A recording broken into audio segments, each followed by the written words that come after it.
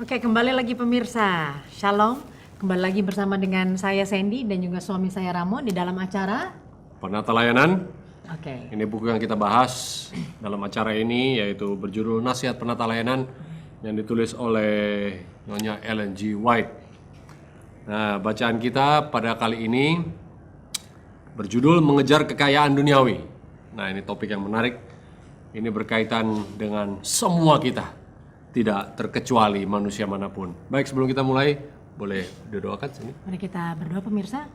Bapak Surgawi, sebelum kami ingin memulai acara ini, kiranya Tuhan dapat memberikan kami pengetahuan-Mu, kiranya Tuhan dapat memberikan kami hikmat-Mu, sehingga apapun yang kami dengar dan apapun yang kami pikirkan, kiranya semuanya hanya bertujuan untuk memuji dan memuliakan nama Tuhan. Terima kasih Tuhan atas nama anak-Mu Yesus yang telah menjadi juru selamat kami. Amin. Amin.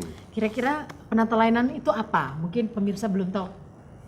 Apa buku penata layanan itu? Penata layanan ini pada dasarnya adalah artinya kita diberikan suatu tanggung jawab bagaimana kita mengelola. Ya. Mengelola Inilah apa aja? tajuk dari seluruh buku ini, isinya adalah isinya bagaimana kita menjadi penata layan atau pengelola. Aha. Nah, tentu kita langsung sudah tahu ya pengelola apa yang dikelola. Ya. Apakah kita sebagai orang yang diberikan kepercayaan untuk melalui kesehatan kita, melalui harta kita, waktu dan uang dan sebagainya ya. Nah, bab ini menarik karena judulnya ini mengejar kekayaan duniawi. Ya. Kalau mau dikatakan tidak semua orang akan mengakui bahwa dia mengejar harta dunia. Oke. Ya. Ya. Namun Tuhan sendiri tahu, Dia sendiri tahu di dalam kehidupan kita ini sesungguhnya apa yang kita kejar. Nah, untuk itulah Tuhan sendiri mengatakan tidak bisa kamu melayani dua Tuhan kalau tidak Tuhan atau melayani mamon. melayani Tuhan atau satu lagi melayani Mamon. mamon, itu yaitu kekayaan. Ya. Ya.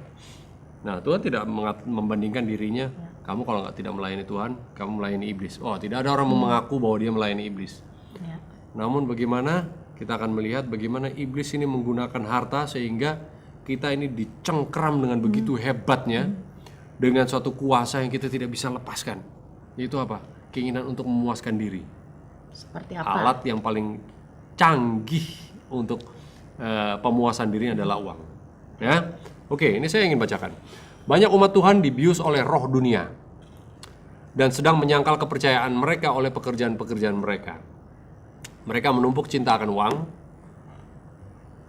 cinta akan rumah, tanah, sehingga hal-hal itu menghisap, menyedot semua pikiran dan tubuh, sehingga hal-hal ini menghisap tenaga dan jiwa karenanya Kristus sudah mati.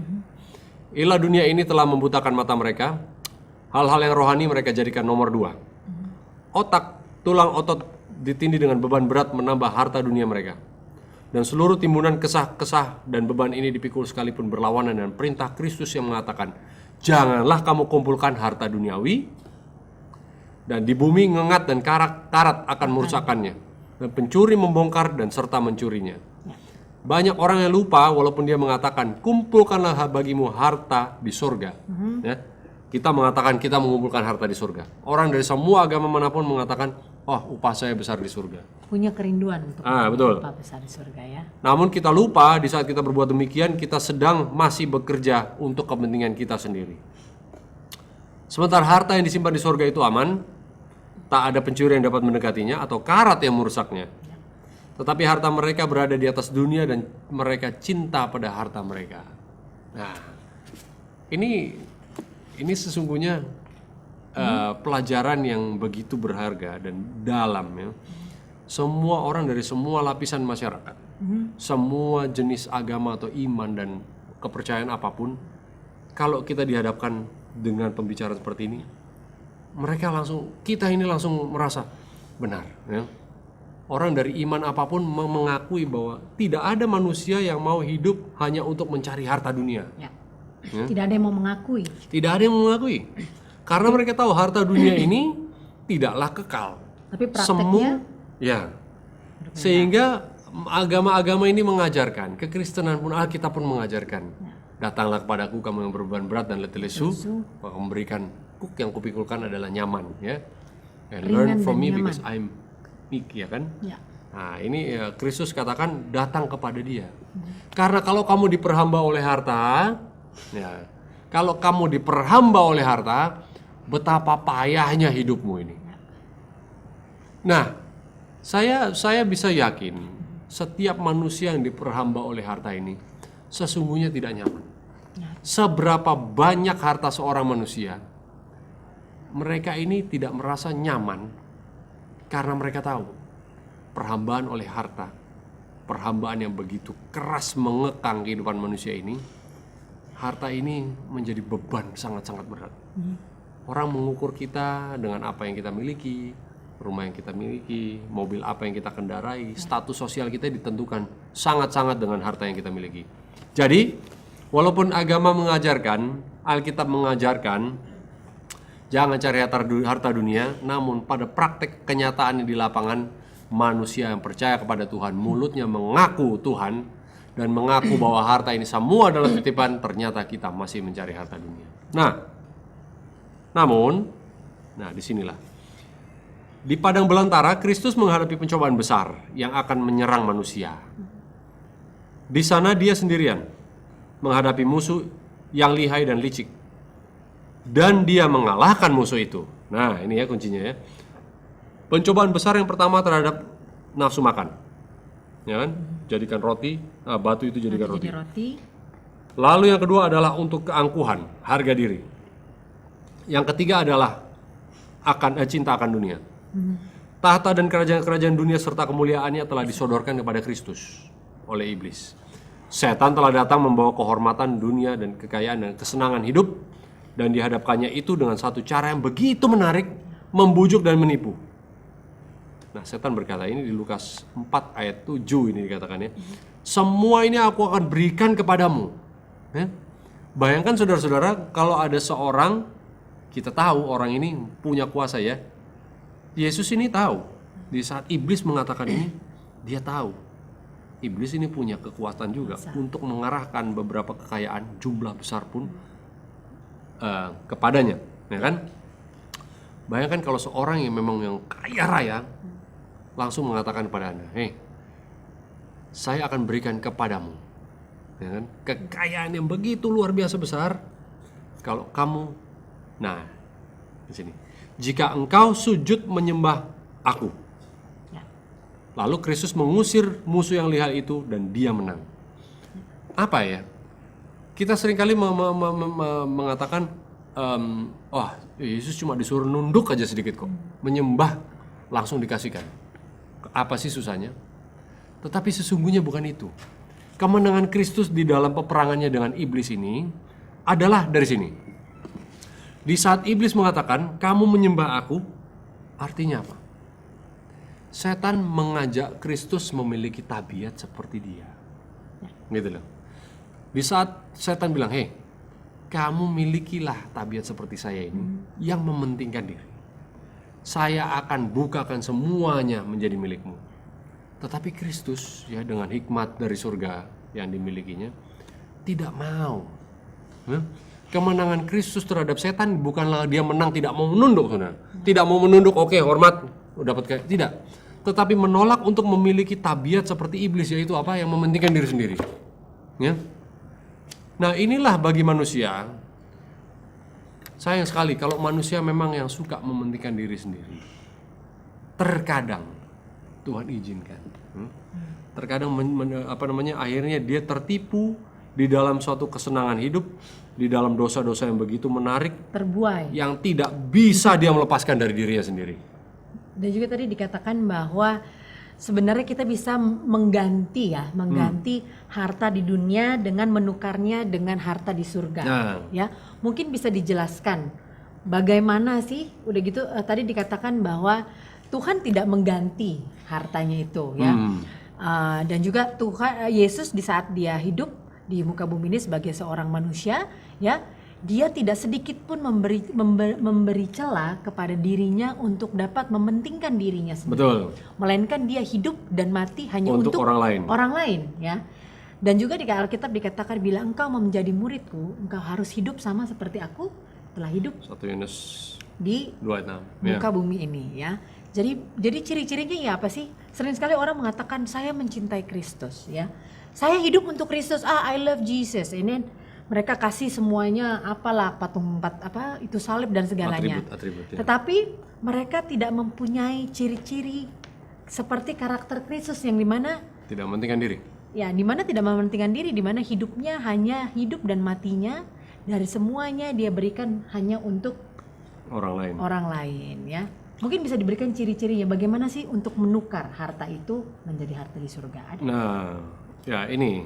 Oke. Bagaimanakah rumah-rumah dan tanah dapat dibandingkan nilainya dengan keindahan jiwa-jiwa yang telah ditebus oleh Kristus? Ya.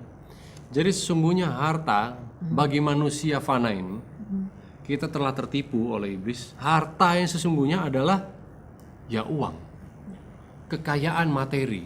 Nah, inilah semakin kita memiliki uang banyak, semakin bahagialah kita. Ternyata kalau mau ditanya secara jujur, orang paling kaya manapun tidak juga dia mendapatkan kebahagiaan karena uangnya. Ya. Tapi Kristus mempunyai harta, definisi harta, ya, harta yang sesungguhnya adalah jiwa.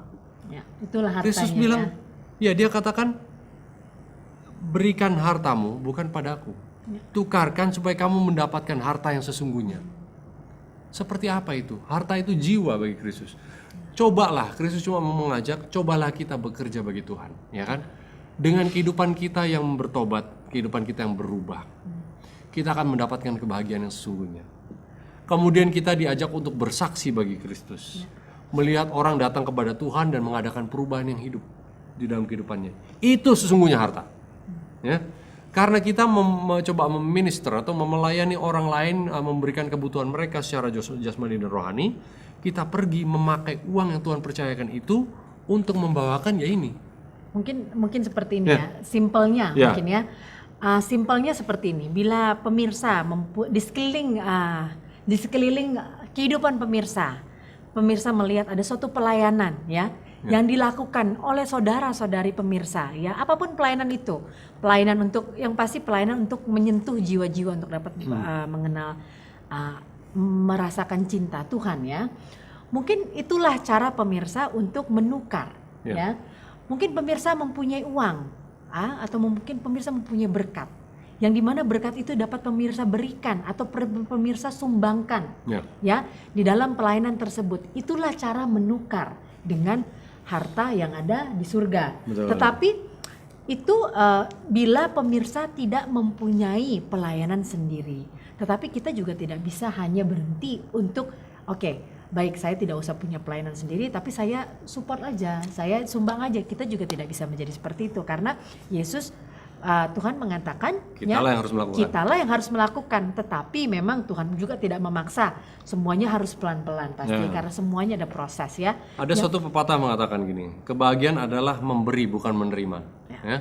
Kalau kita lihat seorang yang membutuhkan, ya, seorang yang benar-benar memerlukan, kalau kita beri pertolongan kepadanya, ya, lalu dari mulut orang yang tertolong tersebut mengeluarkan kata-kata puji Tuhan, ya, mungkin dibilang, aduh alhamdulillah, ada orang yang menolong saya, mengatakan wah Tuhan begitu baik karena saya tertolong oleh Anda. Ini sesungguhnya adalah kebahagiaan, ya.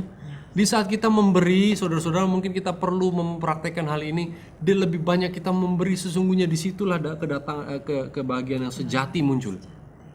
Inilah yang Tuhan inginkan, supaya kita memiliki karakter seperti dia. Jadi sebenarnya langkahnya seperti ini tadi yang saya bilang ya, bila pemirsa belum mempunyai pelayanan sendiri, lakukanlah untuk menyumbang pelayanan yang sudah ada di lingkungan pemirsa. Berpartisipasi. Karena kenapa? Bila pemirsa berpartisipasi, pemirsa pun dapat merasakan kebahagiaan tersebut. Ya. Pemirsa melihat bahwa ternyata uang yang Tuhan berikan di dalam kehidupan jadi bermanfaat bagi kehidupan orang lain. Di situ perasaan itu akan timbul, ya. Perasaan itu akan timbul dan lambat laun tanpa pemirsa sadari, pemirsa pun mempunyai kerinduan untuk mempunyai pelayanan sendiri. Yang dimana sepertinya saya ingin mempunyai pelayanan Saya harus terjun sendiri karena pemirsa merasakan. Saya ingat di Alkitab dikatakan ada sebuah cerita yang dikatakan bahwa bila tuannya itu makan berjatuhan dari meja, anjing-anjing pun dapat memakannya dan mereka pun masih mendapatkan berkat. Bukan saya merasa bahwa kita ini binatang atau apa, tidak, tetapi itu dengan sesuatu yang kecil kita tidak sadari ternyata itu bisa mendatangkan berkat bagi kehidupan orang lain, ya. Benar. Yang itu pun dapat kita rasakan dan itu bisa dibilang apa ya, otomatis, ya, karena Tuhan memberikan perasaan itu kepada kita dan itu otomatis tanpa kita sadari sebenarnya kita ingin mengembangkan perasaan yang Tuhan berikan itu, ya. Ya, jadi memang kebahagiaan itu bukan untuk selalu menerima, memang harus selalu membagi, Memberi. ya. Nah, namun setan punya rencana. Nah, di sini ditulis selalu membuat dunia ini menarik, ya. Karena yang dijatuhkan, yang Tuhan izinkan untuk jatuh pertama adalah kedagingan manusia. Jadi setan mau mengembalikan kedagingan ini, dipresentasikan menjadi sesuatu yang menarik. Peninggian diri, pemanjaan diri, ini semua adalah kedagingan yang mau Muaranya sudah. untuk mementingkan diri. Betul, ya. yang sudah jatuh ke dalam dosa adalah kedagingan kita. Lalu dia membuat segala sesuatu menarik. Dia punya kuasa yang mempesona untuk digunakan menarik hati orang-orang, bahkan orang yang mengaku dirinya pengikut Kristus sekalipun. Banyak orang yang mengaku pengikut Kristus mau mengorbankan apapun untuk mendapatkan kekayaan. Ya. Semakin berhasil mereka mencapai keinginan mereka, kemudian semakin berkuranglah perhatian mereka kepada Tuhan dan apalagi bagi orang lain. Ya. Mereka perlahan-lahan kehilangan kasih Tuhan dan bertindak sebagai orang-orang yang tidak waras. Semakin makmur mereka dalam harta dunia, semakin kurang mereka untuk memberi untuk pekerjaan Tuhan. Nah, inilah yang kadang-kadang sudah mulai jarang, ya. Kalau kita perhatikan, jarang diberikan melalui Injil, dikhotbahkan di dalam gereja-gereja yang mengajak justru saudara-saudara bukan bertambah lama menumpuk harta. Tidak. Pengikut Kristus harus hidup seperti Kristus telah hidup. Ya. Itu ayatnya mengatakan demikian. Artinya apa? Semakin lama semakin menurunlah kita, ya. Semakin lama semakin berkurang. Semakin lama semakin tidak memiliki apa-apa kita. Karena semuanya adalah untuk pekerjaan Tuhan, untuk harta yang sesungguhnya. Dan lagi pula semuanya juga milik Kristus. Ya memang, ya. Jadi semakin lama kita tidak memiliki apa-apa, kemudian bukan untuk membunuh diri, kemudian menjadi orang pengemis. Bukan demikian. Tuhan mengatakan kalau kamu bekerja bagi Tuhan, memberikan menjadi saluran berkat bagi orang lain, kamu akan lihat siapa Tuhan yang kamu sembah. Tadi Ya. dikatakan bahwa semakin makmurnya orang itu, semakin dia akan lebih Ya. tidak memberi, ya. Jadi betul itu tadi dikatakan seperti betul. itu, oke. Jadi dikatakan bahwa sebenarnya kalau saya lihat, ya, orang yang sebenarnya semakin makmur itu sebenarnya orang yang semakin mempunyai banyak kekhawatiran dan ketakutan. Betul. Karena mereka menumpuk, ya. Tapi orang yang dikatakan yang mungkin lama-lama semakin berkekurangan, sebenarnya ya berkekurangan dalam hal apa juga. Ada juga orang berkekurangan karena mereka lalai. Betul. Atau mereka boros. Tetapi bila kita berkekurangan karena kita bekerja di ladang Tuhan, itu ialah sebenarnya suatu berkat yang sangat luar biasa. Benar. Karena kita diajarkan untuk tidak menumpuk, kita diajarkan untuk tidak untuk Mencintai tidak diri mencintai atau mementingkan diri, karena itulah hidup Kristus, ya. Kita Ya, diajarkan untuk tapi bergantung. jangan salah juga, ya. Mungkin orang mengatakan, oh iya, kok orang yang punya banyak uang terus yang diserang. Orang yang tidak punya uang pun mempunyai mental yang sama. Yang tadi saya katakan lalai kan, Iya. boros. Jadi mungkin belum bisa tentu juga. orang kaya. Orang ada yang tidak mempunyai uang pun tetapi mempunyai pemikiran sama dia dengan orang yang tamak ini, ya. Jadi sebenarnya hatinya seorang. Namun Tuhan tetap tidak menginginkan orang yang sudah diberikan berkat pun menikmati berkat itu untuk kemudian naik mobil yang mewah lah, segala sesuatu untuk meninggikan diri, untuk dihormati manusia. Atau mungkin seperti ini, ya. Tuhan sebenarnya tidak menginginkan, kan Tuhan katakan bahwa bila kamu taunya seperti itu, ya Tuhan tidak menghukum, ya, atau mungkin Betul. Tuhan tidak kecewa bila kita hanya mengetahui hal-hal kecil seperti itu, ya. Dikatakan bila orang itu mempunyai banyak duit akhirnya dibeli mobil mewah, kalaupun dia tidak mengerti, Tuhan tidak menyalahkan itu, Ya. Tetapi bila kita yang sudah mengerti apa artinya menjadi pengikut Kristus dan kita sudah mengerti seluruh pelajaran dari firman Tuhan, ya, tetapi kita tidak menghidupkannya, itulah yang Tuhan bertanggung jawab. salahkan. Betul. Itulah yang tidak bertanggung jawab. Tadi kita belajar Jarum Kompas pada hari ini, ya, dikatakan seorang petani, bila seorang petani itu gagal, itu bukan salahnya Tuhan, karena Tuhan sudah memberikan banyak media, banyak fasilitas bagi kita untuk dapat menghidupkan karakter itu, sehingga orang di luar sana yang belum mengetahui ya belum mengetahui bahwa sebenarnya kalau saya mempunyai berkat yang banyak itu datangnya dari Tuhan dan saya harus memberikan. Orang banyak tidak mengerti, sehingga orang-orang yang sudah mengerti ini, yang dikatakan pengikut Tuhan ini, mereka harus menghidupkan. Bila mereka menghidupkan, orang-orang yang tidak mengerti ini akhirnya pun akan terikut. Karena seperti penyakit menular ya, mereka akan menular. Karena sekarang saya tanyakan ya, kalau kebaikan mana mungkin sih tidak menular? Kalau kebaikan itu semua orang mau, karena itu sudah diberikan kepada pencipta kita sebenarnya. Setiap umat manusia dikatakan ya, mana ada orang jahat memberikan ular kepada anaknya. Orang dia minta roti. Ya, kalau dia minta roti, orang jahat aja tahu. Karena apa?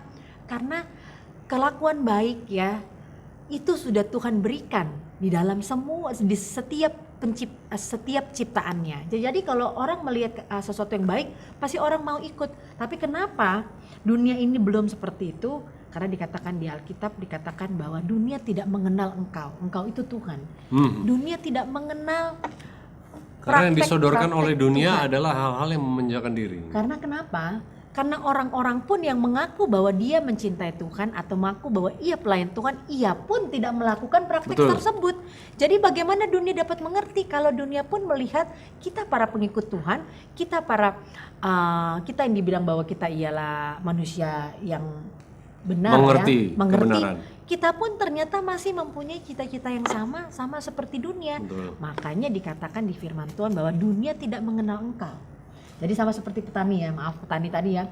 Bila panennya gagal, itu bukan salah Tuhan. Bila dunia belum mengerti Tuhan, itu bukan salahnya Tuhan. Tetapi salah kita para pengikut Pembawa Tuhan. kabar. Pembawa kabar tersebut, kayak petani itu ya. Kalau gagal, berarti itu salah petaninya 100%. Karena apa? Ternyata petani itu malas. Ternyata petani itu belum ada komitmen dan yang lain-lain. Tidak ada kesetiaan. Ya. Jadi ini panggilan sebenarnya bukan orang-orang kaya yang di luar sana di dunia, saudara-saudara. Ini panggilan adalah pada Anda dan saya yang mengerti benar-benar siapa itu Yesus. Amin. Seperti apa Yesus? Seringkali kita katakan Yesus ini mempunyai kuasa untuk kita menarik kekayaan. Bukan. Justru Yesus punya kuasa yang paling besar adalah dia menyangkal dirinya. Di saat dia memiliki segala sesuatu, dia tidak pakai untuk kemuliaan nama diri sendiri, bahkan mengambil posisi yang paling rendah sekalipun, mati sebagai orang yang paling hina. Disitulah semua lutut bertekuk, semua lidah mengakui dialah Tuhan yang patut disembah. Inilah kunci dari kekuatan Kristus sendiri. Tapi kekuatan itu tidak banyak orang yang mau pakai.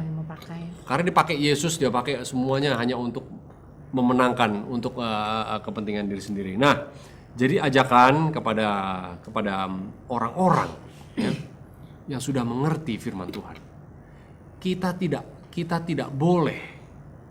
tidak boleh hidup untuk memuaskan kedagingan kita, untuk menyombongkan diri kita. Cukupkanlah hidupmu dengan gajimu.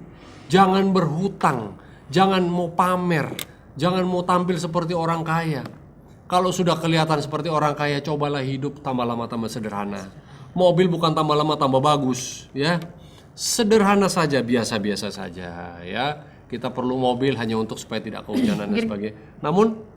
Namun kita pakai bercermin kepada Kristus, ya, yang memiliki segalanya, namun dia tidak pakai semua itu. Mungkin bisa dikatakan bahwa bahasanya kepada pemirsa ya, mungkin dikatakan bahwa pakailah segala barang-barang yang memang Anda butuhkan, ya. Contohnya, bila Anda memang harus membeli mobil yang cukup besar atau mungkin cukup bagus karena Anda mempunyai anggota keluarga ya. Betul, untuk anggota berbuat. Keluarga yang banyak, atau mungkin Anda mau membeli itu karena Anda harus menolong menjemput anggota-anggota untuk melayani orang lain, ya. Silakan Anda beli ya. Dan juga karena Anda beli itu karena Anda berpikir bahwa untuk kedepannya supaya tidak banyak pengeluaran, saya harus beli mobil, katakan mobil yang baru tahun 2000 sekian ini. Sehingga mungkin orang katakan, kenapa dia beli mobil baru? Bukan berarti pengikut Tuhan itu akhirnya kita harus mobil rusak-rusak berbutut-butut. Akhirnya apa? Akhirnya kita bukan berbutut-butut dan malah apa? Kalaupun kita tidak ada, ya, kita pun dengan lapang dada dan dengan bahagia tetap menerima kondisi kita. Tetapi kita jangan segan-segan untuk meminta fasilitas kepada Tuhan, ya, bahwa Tuhan, saya butuh mobil baru karena saya harus yang besar, karena saya harus melayani orang-orang sekeliling supaya saya tidak banyak duit untuk dipakai membetulkan mobil itu ialah Suatu suatu yang baik, betul, permintaan yang sangat mulia, ya. Ya, Jangan banyak juga, maksud saya gini, mengapa saya harus bilang seperti itu? Karena jangan juga pemirsa melihat bila ada pelayan Tuhan yang seperti, wah seperti bagaimana, akhirnya, wah itu kan sebenarnya pelayan Tuhan tidak boleh begitu. Bukan berarti akhirnya pelayan Tuhan harus berjalan kaki pergi ke satu poin ke poin yang lain, karena benar. ya. Banyak orang mengatakan, wah boleh kaya karena Abraham kaya, ya kan? Namun kita tidak ingat bahwa Abraham ini bukan orang yang mewah. Matinya di Dia tenda. memiliki kekayaan yang besar, tapi dia hidup seperti orang sederhana. Amin. Matinya pun mati di tenda. Ya. Jadi boleh Tuhan akan limpahkan berkat, namun tujuan berkat satu-satunya adalah apa? Untuk dipakai menjangkau orang-orang. Orang-orang yang lapar rohani dan orang-orang yang lapar jasmani. Orang-orang yang miskin Tuhan izinkan untuk berada berdampingan dengan Anda dan dengan kita semua. Supaya apa? Supaya kita berikan mereka makan rohani dan makanan jasmani. Berikan mereka pengharapan. Itulah tujuannya. Bukan untuk memewahkan diri. Kadang-kadang kalau kita ada pekerjaan-pekerjaan Tuhan, ada tim misionaris yang memerlukan pesawat, itu pun harus dikerahkan. Kita pun membuat satu televisi studio ini, mungkin kalau dibilang, waduh ini juga perlu pekerjaan Tuhan, perlu uang. Namun inilah yang dipakai untuk menginjil orang. Ya. Nah, jadi ada satu pemikiran untuk menutup acara kita kali ini. Adalah ini. Saudara, kalau kita pergi katakan ke luar negeri, ya. Kita ini orang Indonesia. Oh, maaf. Kita pergi ke luar negeri, namun sudah saatnya kita pulang ke negara kita. Apa yang kita mau buat?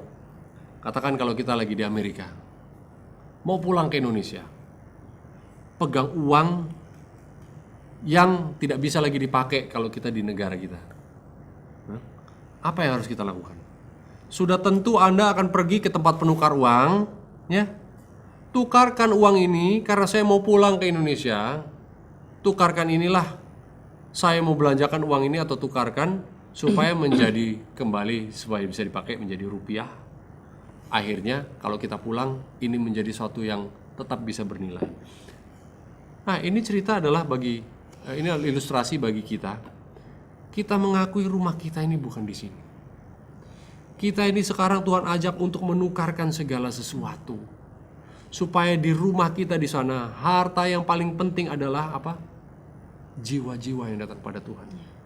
Yesus datang menyelamatkan satu orang, dia turun untuk menyelamatkan Anda, untuk menyelamatkan saya sekalipun. Inilah harta bagi dia.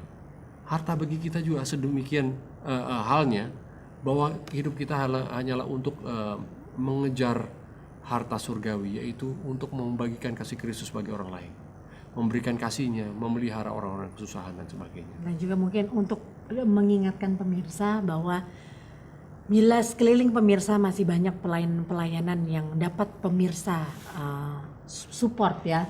Bila pemirsa mempunyai berkat yang masih Tuhan titipkan dan pemirsa sekeliling pemirsa banyak pelayanan yang masih pemirsa support, lakukan hal itu. Karena mungkin katakan suatu hari pelayanan itu sudah tidak ada lagi, ya. Dan bagaimana pemirsa mau menukarkan, ya, berkat-berkat itu untuk berkat-berkat di surga kalau pemirsa tidak memulainya dari sekarang, ya. Jangan pernah dibalik, bila kita dapat berkat, kemauan kita dulu yang harus kita lakukan, tetapi kita harus mempunyai tradisi yang baru. Bila kita dapat berkat, kita harus berdoa, Tuhan, kira-kira apa yang Tuhan inginkan untuk saya lakukan untuk berkat-berkat yang Tuhan titipkan, ya. Baik, pemirsa, perjumpaan kali ini kita akhiri sampai di sini dulu dalam acara penata layanan.